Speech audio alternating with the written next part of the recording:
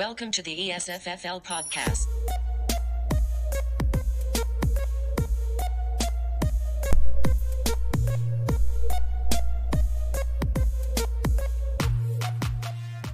What is up, everybody? When I say everybody, I mean the 2 to 3 people that are probably watching currently. Week 3 is in the books. Got a little stream in yesterday, but we're gonna keep the ball rolling. Gonna do this as much as I possibly can. With some trade values today. We're gonna spend the next couple minutes here just talking about trade values, and what we can do here. I have this little player comparison tool that I kind of want to get into, see if it works. I have no idea what that kind of looks like, but maybe it'll kind of help kind of capture what we're looking at as far as the value in some of these players. So I just want to spend most of the time here looking at some of these players that we got going on. Big time trades. I think week 3 is usually that bubble where everyone's kind of either panicking or wanting to make some moves, or just wanting to get some new blood on their teams. You know what I'm saying? So could probably use probably going to be seeing a couple moves here in the time being. I know, as you could probably see in the what is it here, over there, got a couple trade alerts right over here in the middle of the screen there. A lot of action. I think let's go over some trades that have already happened here. Let's go back, starting from the draft. We had, I think, the first official trade of the year, starting from the draft, was myself and Zach of the Eddies here. They went and we made a trade going on for T. Higgins, who I think was my 3rd round pick, and Gabe Davis, which was a 5th round spot, I think, where Zach was drafting from. And man, worked out for me, I think. I mean, both had to deal with some injuries there. Let's I can pull it up for you guys.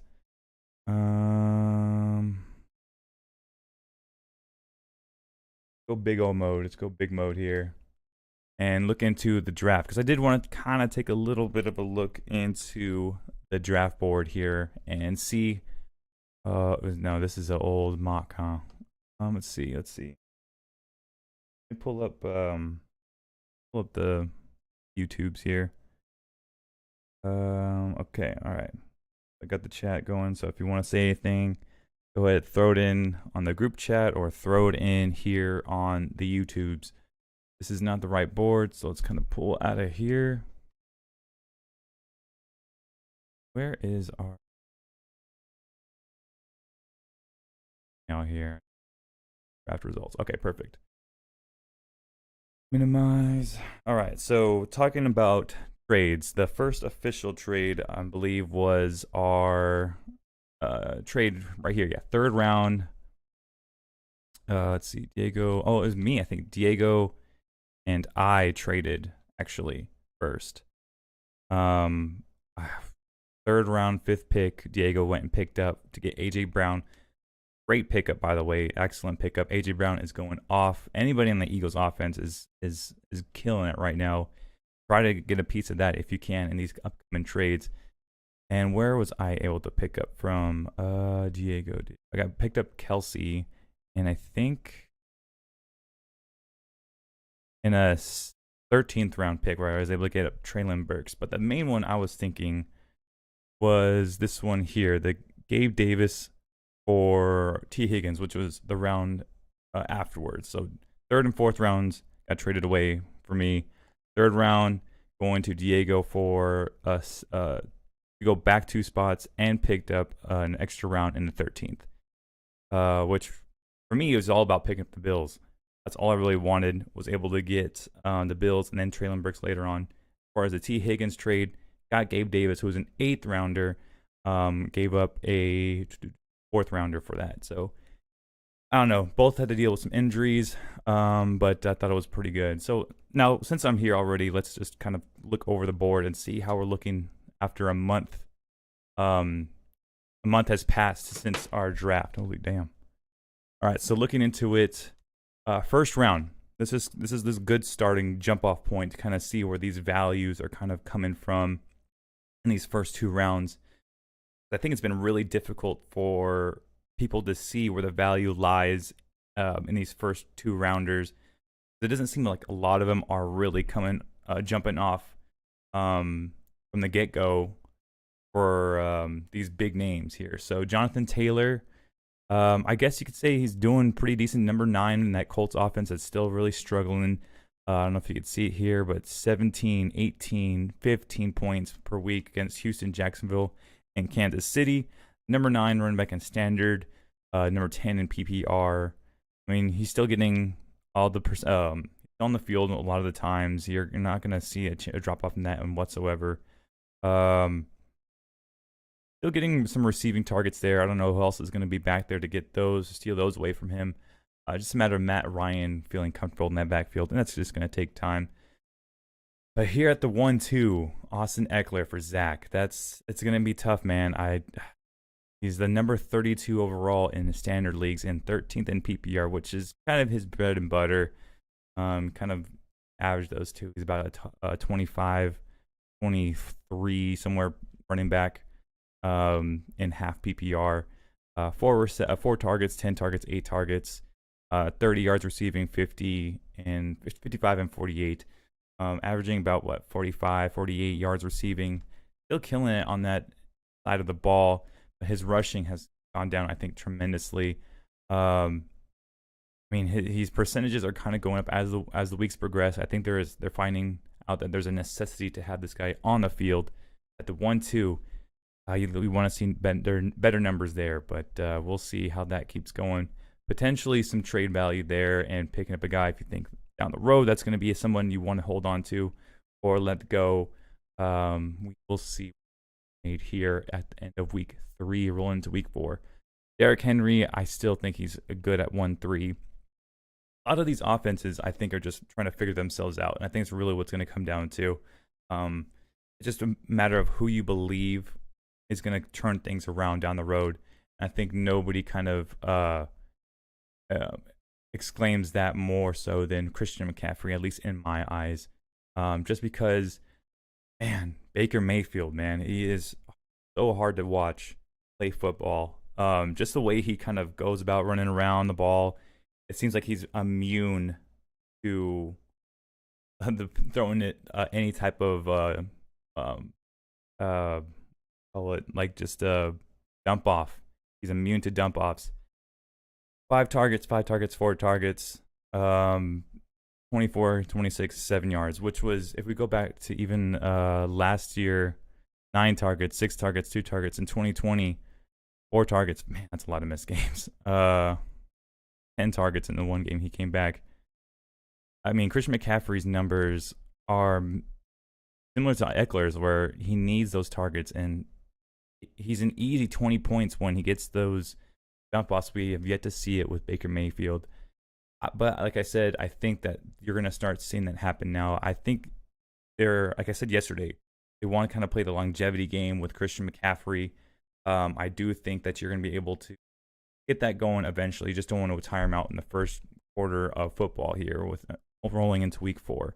But I think when you start seeing it like that, you'll see the value long run start to come to fruition here. I mean, we're week 3, just closed out week 3. Still a lot of games to be played, still a lot of value to be had in the future of these players.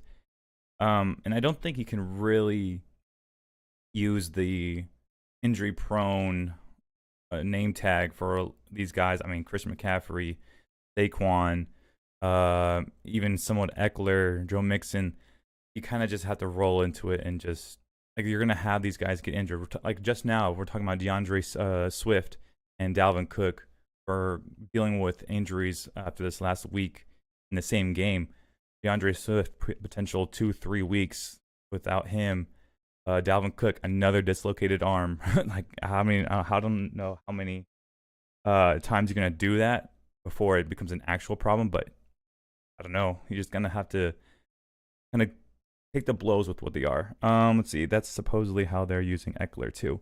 Yeah, exactly. So it's hard to hard to watch when you know what their bread and butter is when it comes to these dual threat receiving running backs. I think it's just a longevity game. You really want to make sure you have these guys for all 17 weeks now.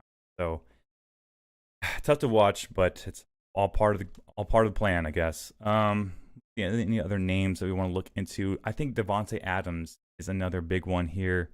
That is, I don't know, as far as wide receiver ones go, I still love Devontae Adams, even though Las Vegas is struggling deeply with the winning. They were really having a hard time winning these games. But still, number 9 in standard leagues, 11 in PPR, 17 targets, 7 targets, 10 targets. I mean, snap percentage, he's just on the field at all times. I mean, he's averaging a touchdown a game. That's incredible. Incredible stuff. It's like we're seeing the value. Cooper Kupp, Justin Jefferson, Devontae, Jamar Chase, Stephon Diggs, Tyreek Hill. I mean, Keenan Allen minus the injury. All the way up to like A.J. Brown, Deebo Samuel level. All the way into the 3rd round. We're seeing huge dividends come from these wide receivers taking the first. Looking into, I mean, the first 2 rounds, we're not seeing quite that massive punch that we're coming out the gate of these running. So I think the value is going to, what we think the value, or what we thought it was, it's going to have to change a little bit. Like, I know running backs usually like carrying the front load here. We're seeing a lot of heavy wide receivers. I think that's going to be changing the value of a lot of these players when it comes to trade value. Let's try to reestablish a line here, guys. Let's really try to find a new norm of what we should be looking into, especially with a lot of the changeover that we saw on teams when we looked at all the movement before everything started. With guys changing. Dolphins estimated quarterback Tua, limited participant today. Wow, I didn't know the Dolphins are playing on Thursday. So quick turnaround for Tua and his discombobulated head, man. That looked like that shit hurted. So careful, all your Dolphins players. It's going to be a tough going in an early Thursday night game against, who is it? The Bengals. So quick turnaround there for Tua. Hopefully you'll be okay. See what the results of that probe that the NFLPA has going on, that concussion protocol thing. Let's see. Let's go into players here. Go into players, and we can do here. I want to look at stats. Look at season. I don't know if you guys can. Well, wish I could. There. Oh yes. Hold on, real quick before we go over the other couple of. Oh, the report came out.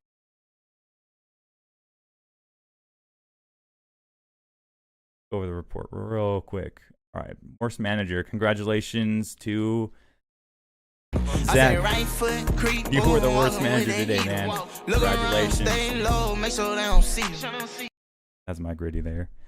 Biggest blowout, Zach Nichols and Swoosh. Congratulations to the Yetis getting that dub, that much-needed dub there against Swoosh. The narrow victory for Hunt Daddy and the Fool's Gold. A little something for your trouble. Gold, gold, gold, gold, gold. I love these drops. Oh, it's just a little plastic treasure chest. Plastic! Congratulations and overcoming that matchup between Tavo. It's me and Tavo this week, so I got to take a little bit of that magic from that Fool's Gold there and get the dub this coming week. Diego and Brown Harry Chubb. What the hell is even that? Yeah, I don't know what that is. I don't know, the biggest, hairiest Chubb there was this week. Again, lowest score, 88 points. I think that's the lowest of the year so far, but great performances from Lamar Jackson, 43 points. Derrick Henry with 24. Again, snow in Virginia. If it's snowing in Virginia, you're going to have a great game from Eddie. Marquise Brown, another good start from Zach. Mark Andrews, Beeson as always. Younghoe Koo. Not gonna say too much about it, but Younghoe Koo to me is target, probably my biggest trade target right now, for me personally. I love Younghoe Koo. Currently number 1 kicker, and with this whole addition to the kicking points that we got, it's gonna be tough. I got Christian in the chat saying, "Trade me J Rob Z." Oh no, Zach. What are we thinking? J Rob. Take a look, actually. Okay, before I get distracted again, let me just go over the trade that went down, I think, the other day, or just yesterday after the last podcast. Between Jared and Christian here, we have Chase Edmonds going over to Jared's squad, and Swoosh getting Devin Singletary, which I like a lot. Devin Singletary came out in that hard-fought game. Miami, Chase Edmonds in that same game kind of took the second running back role in front of Mostert. I think that's just the way Miami's going to kind of run things there. It's one or the other, never both type of deal. So one guy's going to get the number 1 start, while the other one takes the L reps there. So I like it. I like it a lot. I think Swoosh gets the upper hand there, but just by a margin, only because the fluctuation between Chase Edmonds. But I guess you could say the same with Devin Singletary and the rest of the guys that are in the backfield there. But you know what? I will say, though, this week, Chase Edmonds, depending on Tua's health here, we don't know if it's going to be with or without Tua. So that might be a Chase Edmonds automatic start for me. Let's see. Swoosh is saying he wants Kamara, but no way for A.J. Dillon. Ooh. Kamara for J-Rob. Okay. I think that's a good way to start this discussion here. All right, let's take a look at it right now. Free agents, no free agents. Want all the. Let's go running backs, and let's see where we're at rankings wise. Number 1, Jonathan Taylor. Is that right?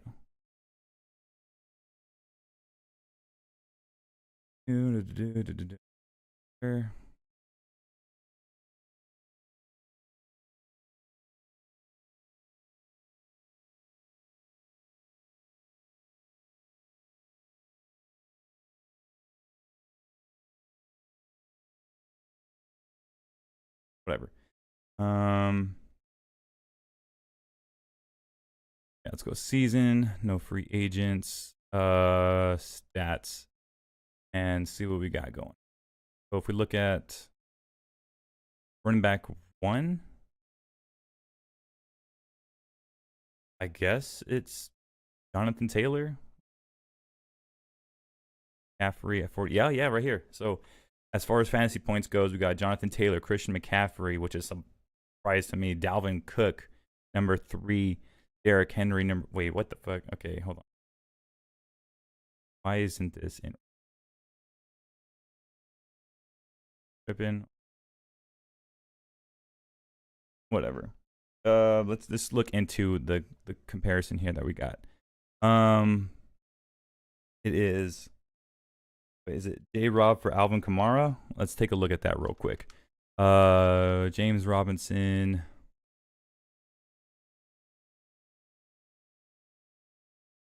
All right, 61 fantasy points here. Big time. Number 3 running back in both PPR and standard leagues. 20 points against Washington, 17 against that massive blowout against the Chargers. Doing that all on an average of what? 58% snap percentage. On an overall was at like 40, 50 attempts. Dude is doing work off of messed up, jacked up Achilles last year. Just massive numbers coming out of him. I don't think it's gonna, even with Travis Etienne in that backfield. I could see where Christian's coming from, saying like Alvin Kamara is the definite number 1 guy there, dealing with some issues on his own, but that's like everybody. J-Rob is on fire right now, and I think you're gonna have to pay high for that type of momentum. Let's look at Kamara, and I know he was dealing with the injury. So what the fuck? 15 points. Oh geez. Running back 57. Okay. Kamara here missed the game. Working on about a 66% snap percentage. With 24, what was that? 24 attempts in 90 yards, almost 100 yards exactly on. Oh man, it's tough, man. Not a lot of numbers there going around in New Orleans. So what does it say? Mara, but no way for AJ Dillon. I don't know. Maybe. I think that's what we're gonna have to look at here. But let's look into the future here.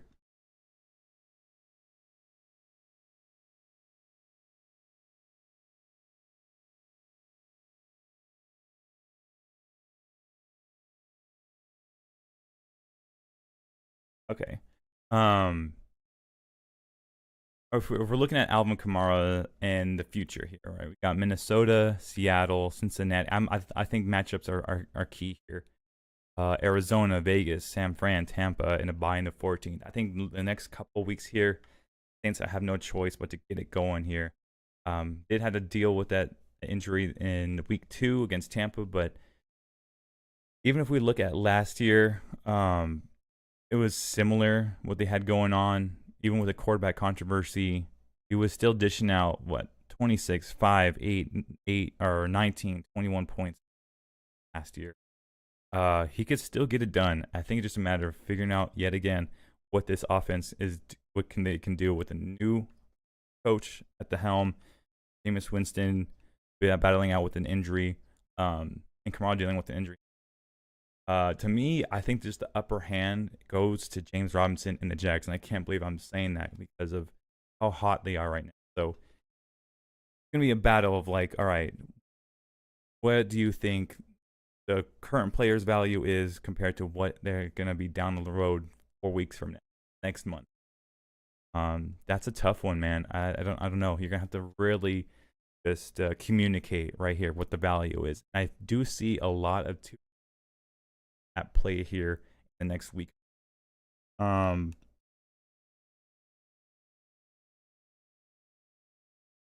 pieces involved on the way we're doing it straight up. Okay, good. Yeah, that's what I'm saying. Two for ones for sure, I think are the way to go this year. Just a couple teams out there that could use the depth, and try to key them out while you're making these. Let's see. Let's go. See. If we're talking about some of these running backs here, let's look up Austin Eckler, right? Yeah, actually, let's look at what Josh is working with here. Saquon Barkley, who is the number 1 right there. That's in PPR leagues. His squad is struggling, and that's fact. But I do think there is life. Now, if you're in the position right here where, if we look at his squad real quick, there's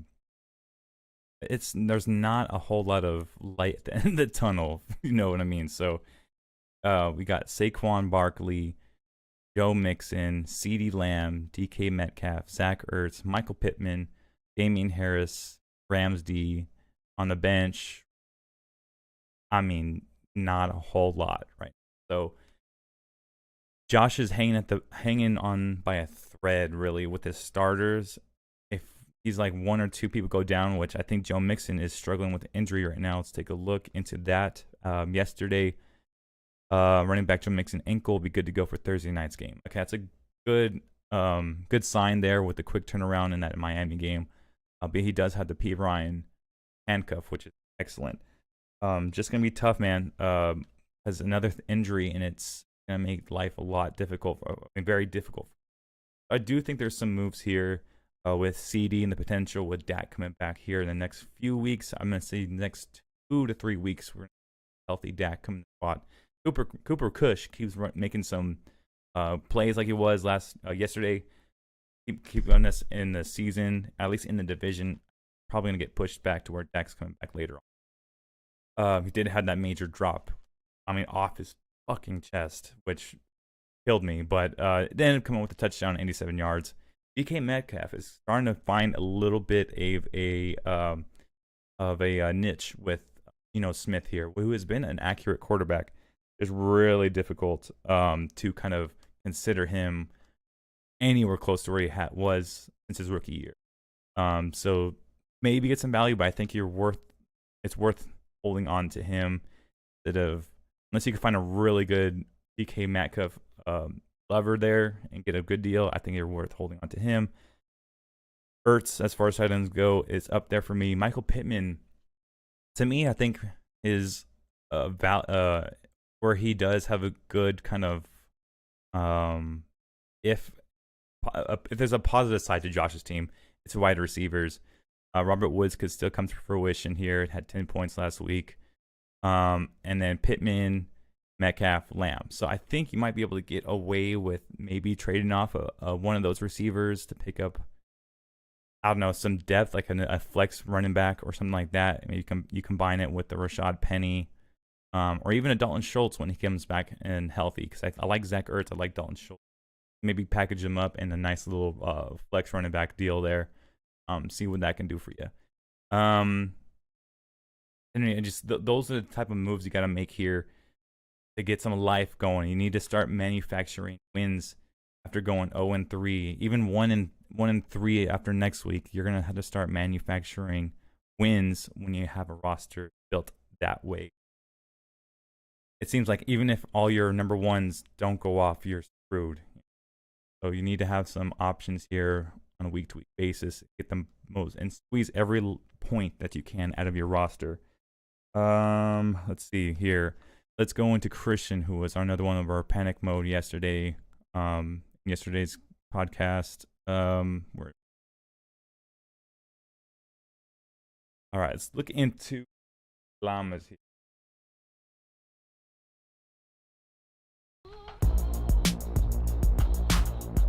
The Alvin Lamas.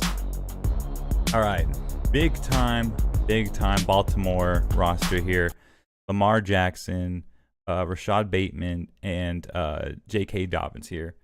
So huge into the Ravens offense here, which is good for two reasons. Lamar Jackson, number one. Doesn't matter who is on the left, right, or behind him, he's going to make plays happen. Thanks to your centerpiece there. Do not get rid of this guy, because if he's not the number one overall player. 24 points, 52 points, 43 points. Oh my gosh. I mean, probably outrushing a lot of teams at this point with 107 yards, 17 yards, 2 touchdowns running, 10 touchdowns passing. They're averaging 30 attempts a game. I mean, killer. Hold on to him for dear life, because he's going to be the reason why you get into the I love it, but if you need to, you don't want to be completely stacked on one team. To me, it just doesn't feel good. Rashad Bateman is a good stack there. You know, it's a somewhat of a boomer bust, but who else is he going to fall out to? Might as well be your guy, especially in a flex spot. Great. But J.K. Dobbins, coming off that terrible ACL, but in the preseason last year, averaging, I think, like 6 or 9 yards a carry before in his healthy season. I get it. You want to hold on to him, but what are the odds that JK and Lamar go off in the same game? It's difficult. Very difficult. So I don't know. I would see him kind of out of the as a value there somewhere. I'm running out of time here soon, so I got to kind of get going here, but I don't want to talk about one or two more things as far as values go. Let's see. I think as far as, let's just talk trades. If anybody has any questions about the trades or anything like that, can kind of go into it. But I think as far as the values, like I said before, we have new guys on new teams with new offenses, new head coaches. Everything's new, so things are gonna come to fruition. This is why they were put into those positions themselves. Talking about Devontae, Tyreek, Russell Wilson, all the players around him, Christian McCaffrey, with all the revolving door of quarterbacks there. It's just a matter of, I think what it boils down to is communicating what that value is. I think that's your number one weapon in making the deal happen. I think right now everyone is at least willing to hear out a trade. It's just more so about how we can make this work out and communicating that we need to make the deal. The art of the deal, it's really about that. Hey, how can I make this value for me? How can we both benefit out of this? And I won't be surprised if by the day we see a handful of trades, because I know they're in the woodworks. I know they're happening. Just yesterday after the podcast, we had a couple trade discussions going on. And don't be afraid, man. Like, at this point, like, your season's not set in stone. You could still make moves, really actually become a big time competitor. And it's just, 1 week at a time, man. Like, 1 week at a time. You manufacture those wins, making some moves week to week. Sometimes that's the move you got to make. And even when you think you're coming off of a deal, as like, oh, I stole a deal there, I stole a player that I know is going to be a pick. Like, you really don't actually know that. So it's really going to come down to making the moves that are necessary in order to get to the playoffs. And once we get down there, then we'll start worrying about, like, okay, who are these guys that are going to make me a champion? Right now, it's just about getting to the top of that board, securing a bye week, the ultra valuable bye weeks in the first round of playoffs. I think that's all we're trying to do right now, is kind of try to build up a lead here in the beginning. So do what you can, make some discussions, poke at each other on either through text or through the Sleeper app. I know there's a way you can make that happen. I honestly won't even be surprised if there's a 3 or 4 way trade that goes down. There's so many ways to get value out of every one of these players. Just say, do your research, communicate, and don't be afraid to make a deal. Those will be my last words for today. I got to get going. You guys listening? Yeah, I'm excited to see how these trades boil down, guys.